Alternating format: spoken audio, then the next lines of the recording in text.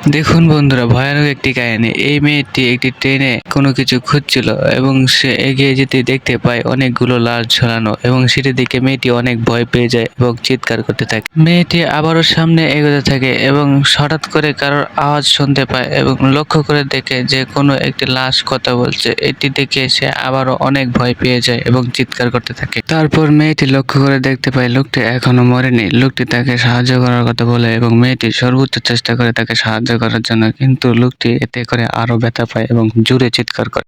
সেই চিৎকারটি ট্রেনে থাকা একটি সাইকো কিলার শুনতে পায়। তাৎক্ষণিকভাবে সাইকো কিলারটি সেখানে উপস্থিত হয় এবং মেয়েটি অনেক ভয় পেয়ে যায়। সেখানে থাকা একটি বন্দুক দিয়ে মেয়েটি গুলি করে, কিন্তু গুলিটি সঠিক জায়গায় না লাগায় সাইকো কিলারটি আবারও তার দিকে এগিয়ে থাকে এবং মেয়েটি ভয় পেয়ে পালাতে থাকে।